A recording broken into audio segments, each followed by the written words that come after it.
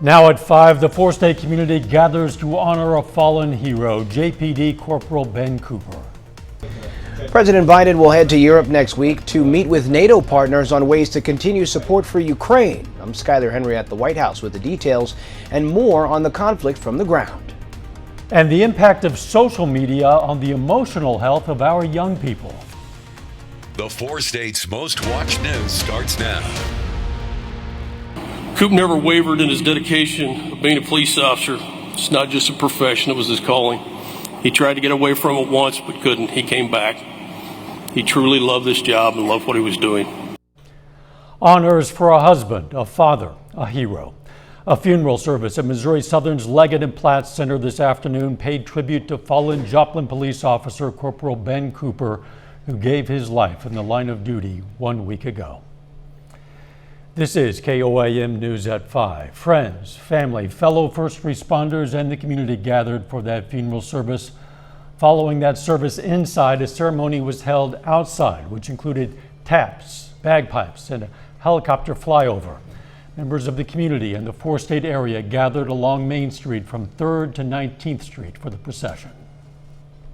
It's important to me to show Joplin and its residents and the city and the police that they're supported in this tragic, unnecessary event.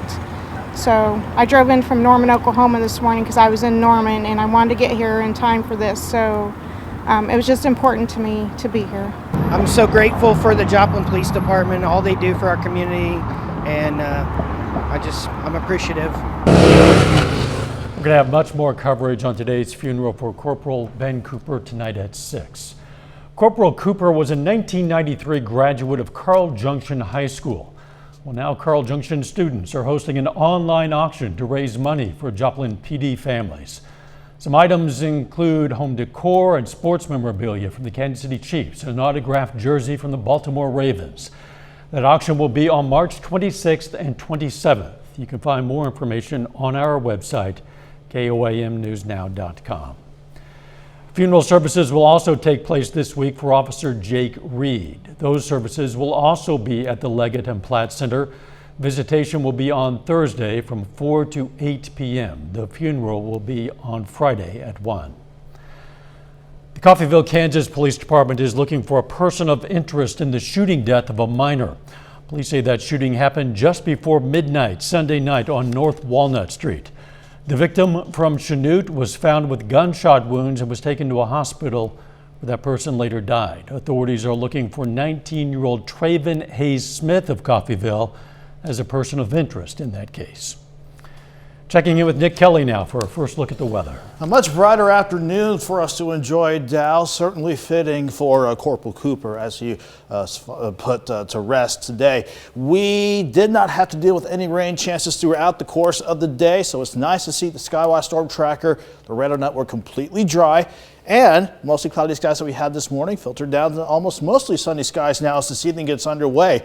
Right now, though, we're sitting in between two storm systems. The last one, which has more potent rain and storm chances in the southeast. And there's our next cold front wanting to work in, but that won't get into play until we head into late Thursday. In the short term, though, temperatures managed to rebound nicely. So most of us did go into the mid-60s this afternoon. Mid-60s to start the evening out. We'll fall through the 50s down into the mid to upper 40s later on tonight. Dow. We'll keep things quiet for tomorrow before the rain chances ramp back up. We'll break down the forecast here in a bit. See you then. President Biden is gearing up to go to Europe next week for major NATO and European Council gatherings. Today, 3 European prime ministers headed into a war zone, Ukraine's capital, Kyiv, to signal Europe's ongoing support, even as Russian airstrikes continue to bombard major population centers. The U.S., Europe, and Canada have all announced new economic sanctions against Russia, though the Ukrainian President Zelensky is appealing to the West to do more. Skyler Henry reports from the White House. President Biden signed a bill that includes more than $13 billion in humanitarian, economic, and military aid to Ukraine. We're moving urgently to further augment the support to the brave people of Ukraine as they defend their country. Next week, he'll go to Europe for meetings with NATO allies. His goal is to meet in person, face-to-face, with his European counterparts and talk about and assess where we are at this point in the conflict. Tuesday, the leaders of Poland, the Czech Republic, and Slovenia embarked on a trip to Ukraine's capital, Kyiv, even as Russian strikes continued there. We see the result of bombing. People died. The mayor of Kyiv has imposed a curfew. Meanwhile, Russian forces have also unleashed new artillery strikes in Ukraine's second largest city, Kharkiv. In what's likely a preview of Wednesday's planned speech to Congress, Ukrainian President Volodymyr Zelensky addressed Canada's parliament. Close the airspace. How many more cruise missiles have to fall on our cities until you make this happen? The Biden administration has imposed a new wave of sanctions against 11 Russian defense officials and the president of Belarus and his immediate family members. Moscow has retaliated with its own set of largely symbolic sanctions on President Joe Biden, his son Hunter Biden, and several top administration officials. None of us are planning tourist trips to Russia. None of us have bank accounts that we won't be able to access, so we will forge ahead. Canada, the United Kingdom, and the European Union also hit Russia with more economic sanctions Tuesday. Skyler Henry, CBS News, the White House. The humanitarian crisis surrounding the Ukraine crisis continues to grow. The United Nations now says 3 million people have fled since the invasion, with millions more displaced inside Ukraine. Still ahead, stretching the fuel budget. Americans continue to feel the pain at the pump. I'm Danya Backus with ways you can save money on gas.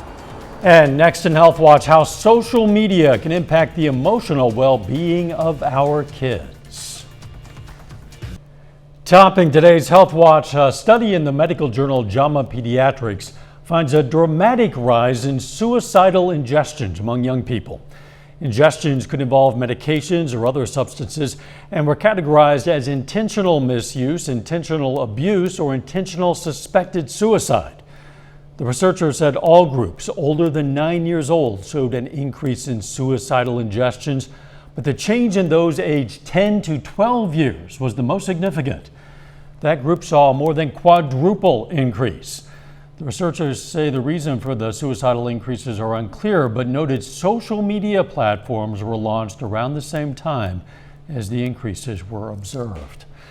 Some mental health and body image disorders are both linked to social media. Well, now parents are picking up the pieces and trying to figure out what to do next. Today we meet one mother and her daughter whose severe anorexia were apparently triggered by these apps. Hey yo, jawline check. What it really means to live life golden. Yeah, we're golden. I'm gonna file my teeth down with a nail file because they are not perfect. It's challenges like these that drive teens to feel not picture perfect. Is this right? One of those teens was Miriam Fozzie. TikTok challenges became a huge trigger for Miriam. Like the face symmetry challenge or the jawline challenge. And triggered her battle with anorexia. At its lowest, Miriam's weight plunged to 74 pounds and her heart stopped beating twice.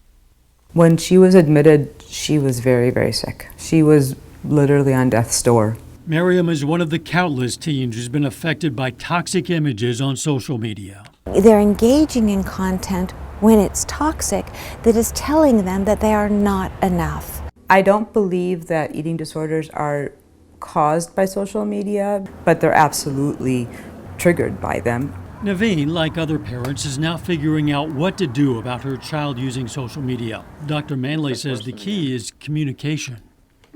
Stay really attentive to how much time your child is spending on social media, have very clear limits, and pay attention to unusual mood fluctuations. For now, Naveen is playing it safe and keeping Miriam away from social media. Toxic TikTok trends shouldn't define who you are.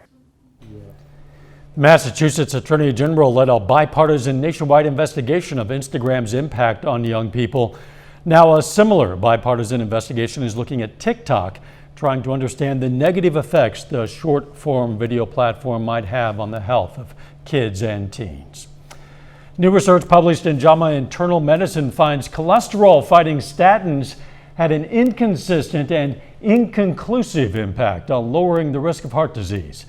The study showed the link between bad cholesterol and poor health outcomes like heart attack and stroke may not be as strong as previously thought. Researchers say the overall benefit of taking statins depends on an individual's personal risk factors. We're learning more about the COVID-19 vaccine's effect on new moms. Turns out most moms who got an mRNA vaccine, that's Moderna or Pfizer, developed antibodies in their breast milk. Vaccines from Johnson & Johnson and AstraZeneca did not provide levels nearly as high. That's the latest from a study published in the Journal of the American Medical Association Pediatrics yesterday. Researchers say it took only about a month after the second dose for the antibodies to show up. The antibodies they were looking for are particularly important in immune protection, and antibodies in breast milk often offer immune protection that can be passed on to the baby. Prostate cancer rates for men 45 and older are on the rise. A new study shows rates have increased significantly with recommendations against routine prostate cancer screenings. Doctors say those screenings help uncover cases early, but they must be balanced with overdiagnosis and overtreatment of low-risk prostate cancer cases. And that is a look at today's health news. A little bit later, tips for relieving some of the costs at the gas pump. But first, we have a little nice and dry time to enjoy before our next storm system rolls in soon. Forecast next. We kept things pretty quiet throughout the course of the day, and we definitely saw the sunshine break out to really send temperatures back in the mild territory once again. We're enjoying a nice live shot of the clouds clearing out from indigo sky outside of Seneca, Missouri. And again, we expected the cloud cover to hold on a little tougher, not allowing temperatures to warm up this much. But after we had lower to almost middle 60s yesterday, we dropped back actually into lower to middle 40s this morning before we bounced back at least near 67 at Joplin Regional this afternoon. We did it because the storm system was actually, for the better, quicker to move on out. So after we had to deal with a couple of very light, very scattered showers yesterday evening through the very early morning hours, we just had to wait for the cloud cover to move out. Thankfully, that didn't take long at all throughout the scope of the day. So we're enjoying this dry view from the radar network, but this is going to get another workout with our next system coming in as we go into St. Patrick's Day and certainly by the time we head into Friday. Short term though, looking good from 7th and range line. We'll call it partly sunny skies, not cloudy as the icon suggests. You can see for yourself, we got some sun back in action. 65 in Joplin with a northeast breeze at 7 miles per hour. Everybody is pushing at least into the mid-60s, so not too bad to start this Tuesday evening out, but we are going to have to see the temperatures take a bit of a tumble once again tonight, but thankfully not a big tumble. We'll be near 60 by 8 o'clock, 52 by midnight. Then we're going to have lows mainly gravitate toward the mid and even upper 40s. I think the more upper 40s will be prevalent around the Joplin area tonight. But we stay quiet for the rest of the night, just like we have been all day long. And thankfully, because we're in between two storm systems. The last one is well to the south and east of us now. That's going to be the better shot for any rain or thunderstorms. But this front coming out of the west, that's the next one on the way in. But we got to wait for this upper level low to really develop and kick out of the Pacific Northwest. Until that happens, we're back on the milder side of the jet and with quiet skies for tonight and tomorrow. It's certainly going to feel like spring once again. So, mostly clear. That's the rule of thumb as we go through the course of the night in terms of your sky conditions. And eventually, we will see lows generally drop back into the mid-40s, dropping around 46 to 47 degrees. And we're just looking flat out good for tomorrow. Mostly sunny all the way through. A light breeze out of the south returning at 5 to 15, but that'll send us from 47 in the morning, 65 by noon. Highs near 72. Not bad for Wednesday, lining up tomorrow. But heading into Thursday morning, we actually have some clouds building back in. That's because the next system out west will begin its approach. But I think we can get through much of the day on a dry note with highs back in the 70s. That being said, once we get into the very late afternoon, going into Thursday night and even Friday morning, that's when the rain and thunderstorm chances will ramp up. There are still some hints that a few spots could see enough cold air aloft to see a few snowflakes mixing in, but we're not seeing this a big deal right now, or that prospect is a big deal, something we're still keeping an eye on. Then we're going to clear the system out and keep things quiet for the upcoming weekend. So, As far as temperatures go, we'll go 72 tomorrow, 73 on Thursday despite the clouds on the increase, 53, a temporary drop in temperatures to get the weekend going down, but back in the 60s Saturday, near 70 on Sunday. Then another system of Doug's pattern comes in on Monday. Gotta love these temps for the most part. Very nice. Absolutely. Even with the systems coming through, no big drops in temperatures on the horizon. Thanks, Nick. Coming up, Equal Pay Day. We'll explain what that is. First, though, we honor a local veteran. Carol Fitzjohn joined the U.S. Army in 1990. The Neosho, Missouri native was stationed in Saudi Arabia with a medical unit. And we are proud to salute Sergeant First Class Carol Fitzjohn, a four-state hero. Topping today's Consumer Watch, this is Equal Pay Day, a day designed to raise awareness about the gender pay gap. In 2020, the average full-time working woman earned 83 cents for every dollar a male colleague earned. That's according to the White House. That's despite the legal protections in place both federally and in 49 states. The only state without equal pay protection is Mississippi, but this month lawmakers there are considering two bills that would change that. Another measure of inflation surged in February. According to the Labor Department, the Producer Price Index shot up 10% from a year ago. That ties the record set in January. An increase in the cost of energy and food pushed prices higher. Filling up your gas tank is coming with a higher price tag. Danya Bacchus has tips on how you can save money on gas. At gas stations across the country, frustration is growing. It doesn't make sense for us to pay $6 a gallon? With prices hitting levels not seen in a decade, drivers like Megan Barzesh are looking for bargains. I'm trying to save some money. I decided to have membership with Costco so I get cheaper prices. Memberships can come with a great advantage. Doug Shoup with AAA says Costco, Sam's Club, and other wholesale stores offer some of the best discounts on gas. But keep in mind, a lot of people know about those, so you may wait in some long lines to get that gasoline. To find the cheapest fuel at traditional stations, apps like Gas Buddy, AAA Mobile, and Google Maps list prices in your area. You can also save by using regular grade gas. AAA says only use the more expensive premium gas if your vehicle requires it. If not, regular gas will do. On the road, maximize fuel efficiency by staying out of the fast lane. Most vehicles will hit their peak fuel efficiency at about 50 miles per hour. Then it starts to go down the faster the vehicle goes. So if you reduce your freeway speeds by 5 to 10 miles per hour, you can actually increase your fuel economy by up to 14%. Shoup says it's also important to keep the car running at peak performance. And that's with the maintenance of your vehicle. Absolutely. Replacing dirty air filters and faulty spark plugs helps the engine burn less fuel, and keeping tires properly inflated can lead to savings down the road. Danya Bacchus, CBS News, Los Angeles. A lot of grocery stores offer loyalty programs, and those points can often be cashed in for discounts at certain gas stations. Soaring pump prices are fueling an increase in the cost of ride sharing. Lyft says it's adding a temporary fuel surcharge on U.S. rides. That follows a move by competitor Uber to do the same thing starting tomorrow, except for rides in New York City. The two companies say they're adding the tax to help compensate drivers in the face of record gas prices. The White House says economic sanctions imposed on Russia have already caused a financial crisis there. The Treasury Department predicts the Kremlin will soon have to decide how it will fund its war on Ukraine. The Russian government is threatening to repay foreign debts in rubles instead of dollars or euros. Experts say doing so could trigger a default. A final check of the forecast next.